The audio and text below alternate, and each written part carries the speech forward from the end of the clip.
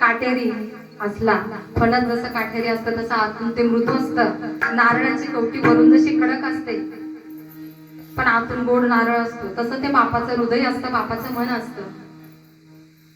मग त्या पाटलानं काय केलंय? आधी उपदेश केला, नंतर हाणून मारून शिव्या देऊन सांगितलं आणि नंतर छातीशी कवटाळलं. मग आपले संत मायबाप पण काय करतात? आधी उपदेश करतात. मग संतांनी शिव्या देऊन पण सांगितलंय आपल्याला, नामस्मरण करा, विठ्ठल विठ्ठल म्हणा, आणि नंतर छातीशी कवटाळूनही सांगितलंय. म्हणून आपल्याला संत जे उपदेश करतात त्याप्रमाणे आपल्याला वागायचंय. हाताने टाळी, मुखाने नाम घ्यायचे. म्हणून देवाकडे संत विनवणी करतायत, तुकाराम महाराज विनवणी करतायत देवाकडे,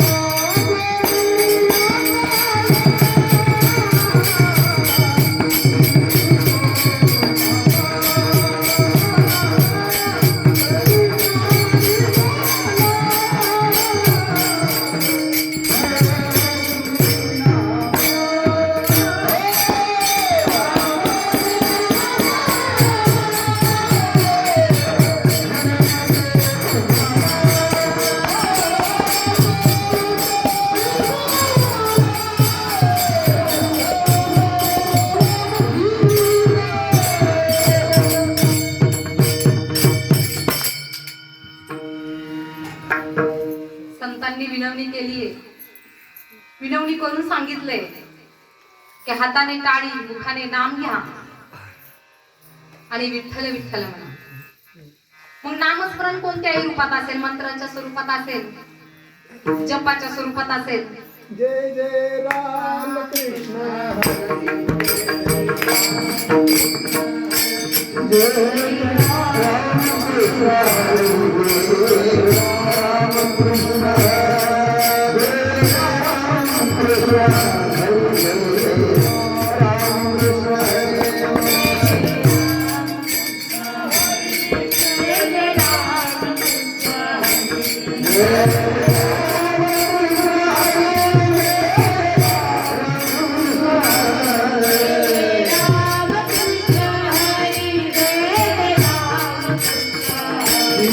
Hare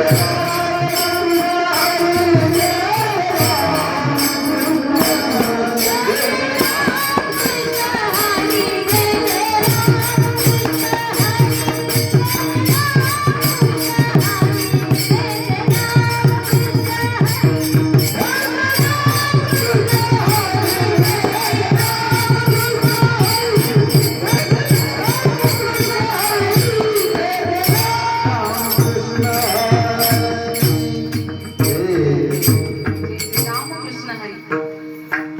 हा सुद्धा जप छान आहे. हे सुद्धा नामस्मरण चांगलं आहे.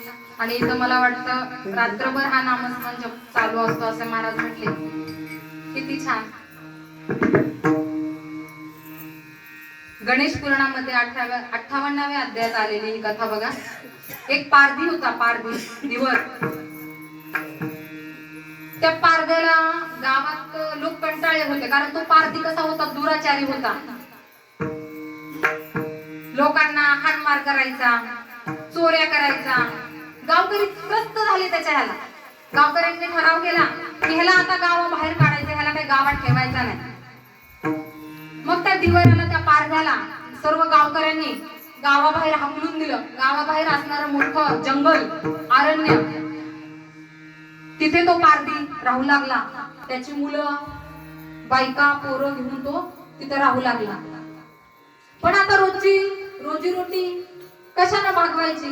गावात तर काय लोक येऊ देणार, गावातून हाकलून काढलाय. मग तो पारधी त्या गावाबाहेरच होता.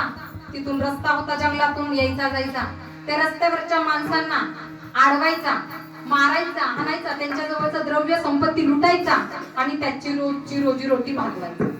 हा त्याचा नित्यक्रम चालू होता. मग एके दिवशी काय झालं, तो पारधी शिकारीसाठी बायका पोरांना सांगितलं की आता मी शिकारीसाठी निघतोय. आणि तो शिकारीसाठी त्या जंगलात, त्या रस्त्यानं जाऊ लागला. आता वाटेनं कुणीतरी येतंय का त्याची तो वाट पाहूनच वाटेनं जात असताना त्याला ठेच लागली. ठेच लागल्याबरोबर ते बोट रक्तबंबाळ झालं, वेदना होऊ लागल्या. आणि तो पारधी इकडे तिकडे पाणी शोधू लागला. त्याचा घामघाम झाला. मग तिथं एक छोटस सरोवर होतं, ते दिसलं त्याला. त्या सरोवराच्या ठिकाणी गेला. त्यात त्यानं बुडी मारली, स्नान केलं, ती जखम स्वच्छ धुतली. आणि ते सरोवर काय होतं हे मात्र त्या पारध्याला माहित नव्हतं. पण त्या सरोवरात त्याने स्नान केलं. त्या सरोवरातून बाहेर आला. परत तो शिकारीसाठी आपल्या वाटेने चालू लागला. त्याच्या कानावर आवाज आला, गजानन गजानन गजानन. अरे हा आवाज कुठून येतोय? आलं वाटतसा आवाज. त्याचं ध्यान शिकार करण्यावर, वाटेच्या वाटसरूला हानमार करायचं, द्रव्य लुटायचं. पारधी खूप झाला आधी. मग समोर तो वाटेनं चालत असताना तिकडून एक ऋषी येत होते. त्या ऋषींचं नाव होतं मुग्ध ऋषी.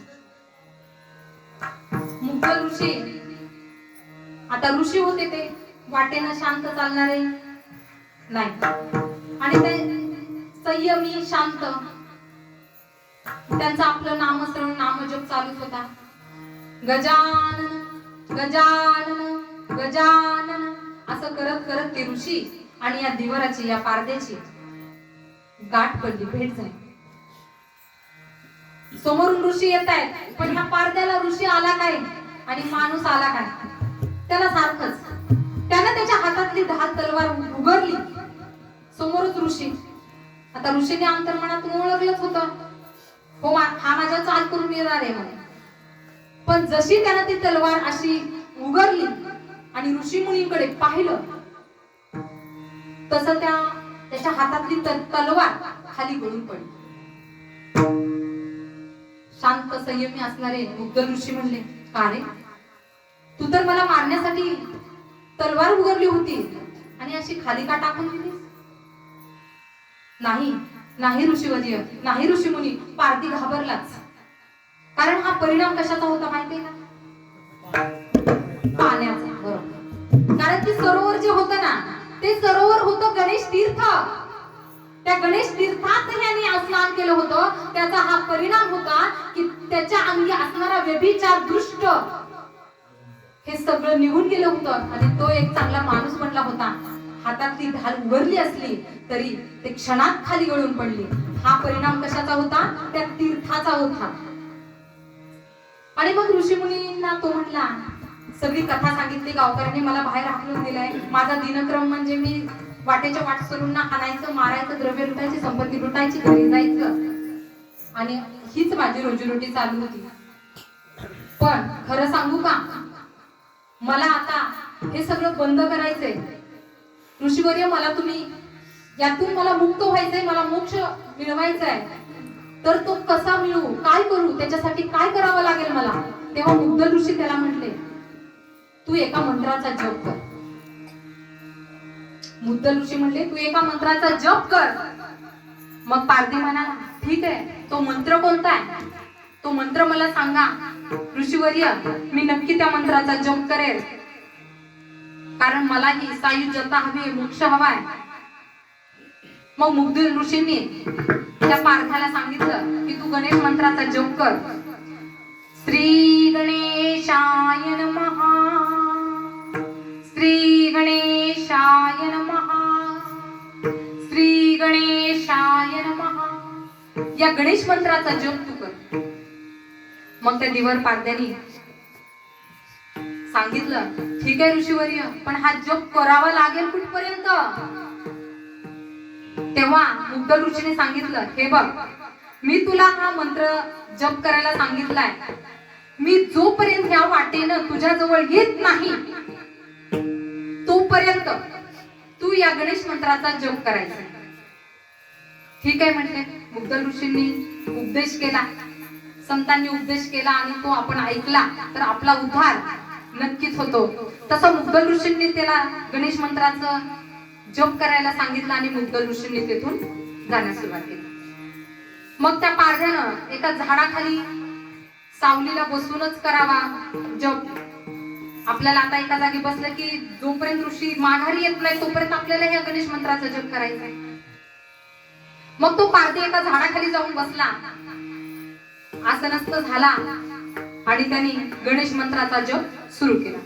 श्री गणेशाय नमः, श्री गणेशाय नमः, श्री गणेशाय नमः. त्याचा हा अखंड गणेश मंत्र जप चालू होता. 1000 वर्ष लुटली तरी त्याचा तो गणेश मंत्र जप चालूच होता. अक्षरशः त्या पारद्यावर वाल्मिकासारखं वारुळ तयार झालं आणि त्या वारुळातून सुद्धा तो आवाज येत होता.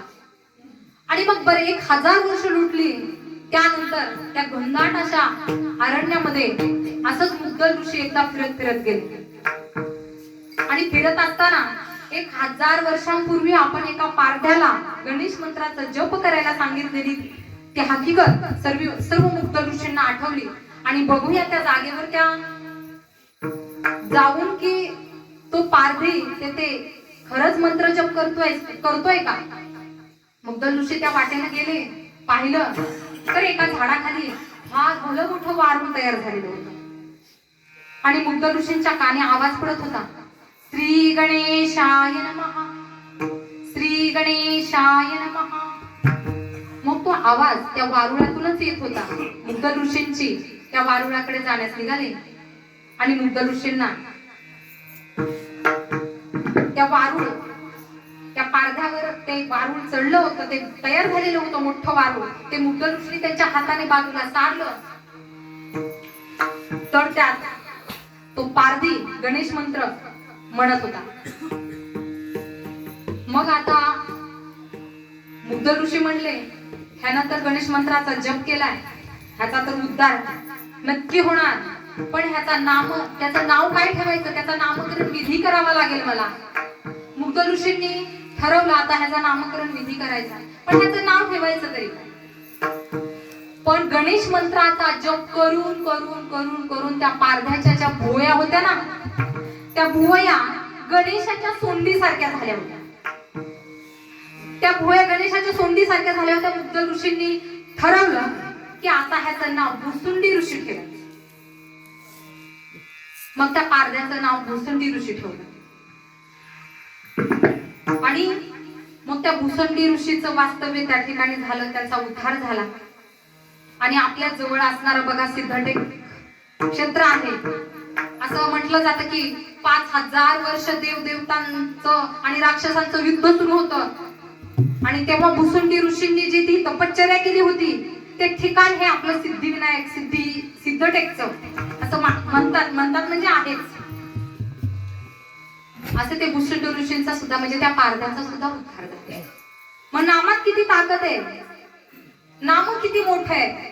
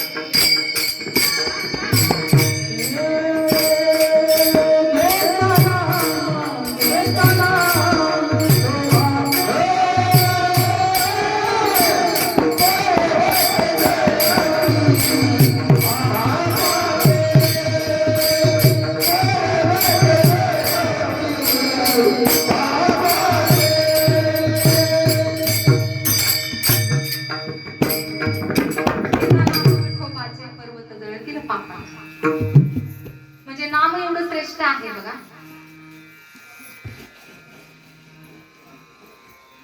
चार वेद, 6 शास्त्र, 18 पुराण मुखोद्गत असणारे रामेश्वर भट्ट देहू आळंदी सारख्या ठिकाणी आणि अनगर फकीरशहा हे देहू आळंदीला राहणाराच एक व्यक्ती तो असंच फिरायला फटकारा मारायला त्यांच्या शेतात जायचा. तो अनगर शहा फकीर, त्याची एक विहीर होती मोठी, 1-2 एकर शेती आणि त्यात ती विहीर, त्या विहिरीला स्वच्छ पाणी. आणि तो अनगर फकीर शहा त्या विहिरीमध्ये आंघोळ करायचा. पण तो कुणाला त्या विहिरीत आंघोळ करू द्यायचा नाही, कुणाला हातही लावू देत नव्हता. पण एकदा झालं काय, रामेश्वर भट्ट त्या वाटेनं जात असताना त्यांना त्या विहिरीचं स्वच्छ पाणी भावलं. त्या विहिरीत उतरून आंघोळ करावी अशी इच्छा रामेश्वर भट्टांना झाली. रामेश्वर भट्ट त्या विहिरीत उतरले, आंघोळ केली, स्नानचर्या केली. इकडे अनगर फकीर शहाला कळालं आपल्या विहिरीमध्ये कोणीतरी आंघोळ करत. तो पण फार विद्वान होता, त्याचा शाप म्हणजे इतका सोपा नव्हता. त्याने तिथूनच शाप दिला, डुबते रहो. मग इकडे रामेश्वर भट्टांच्या अंगाचा दहा उठला. रामेश्वर भट्ट विहिरीतून उभा राहिले, बाहेर आले की त्यांच्या अंगाचा असा दहा सुटायचा आणि विहिरीत बुडी मारली की तो दाह शांत व्हायचा. अनगर फकीर शहाने काय म्हटलं होतं, डुबते रहो. मग अनगर फकीर शहा तिथपर्यंत येईपर्यंत त्याच्या अंगाचा दहा काय थांबे ना. रामेश्वर भट्टांना आता स्नान संध्या उरकून जायचं, पण अंगाचा दहा थांबे ना. त्या विहिरीत डुबक्या मारायचे, सारखे डुबक्या मारायचे, कारण दहाच थांबे ना अंगाचा. करावं काय.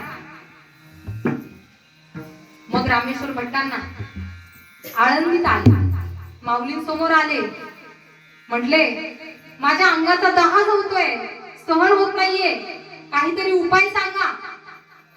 तेव्हा माऊलींनी सांगितलं, भंडारा डोंगरावर तुकाराम महाराजांचं दर्शन घे, तुझ्या अंगाचा दाह कमी होईल. त्या भंडारा डोंगरावर संत तुकाराम विठ्ठल नामाचा अखंड नामस्मरण त्यांचं विठ्ठल विठ्ठल विठ्ठल विठ्ठल विठ्ठल विठ्ठल चालू होतं. आणि रामेश्वर भट्ट तुकाराम महाराजांच्या दर्शनासाठी भंडारा डोंगरावर गेले आणि अक्षरशः तुकाराम महाराजांचं दर्शन झाल्याबरोबर त्यांच्या अंगाचा दाह कमी झाला. म्हणजे ही ताकद कशाची आहे, विठ्ठल नामाची. म्हणून अभंगाचं दुसरं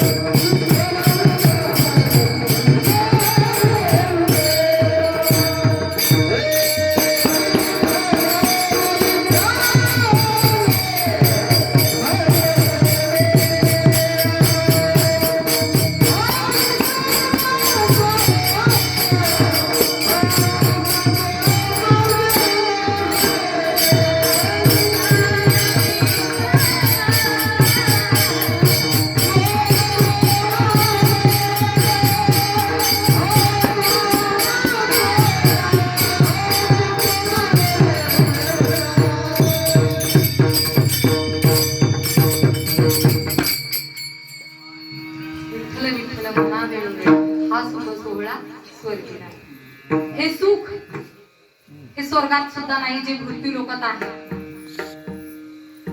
आणि हे सुख आपण या जीवाला नेमकं सुख कशात आहे तेच अजून कळलं नाही. कारण सुख आणि दुःख यातला फरकच कळेना. कारण उगाचच नको त्या गोष्टी मागे सुखाची अपेक्षा करत फिरत असतो बघा आपण.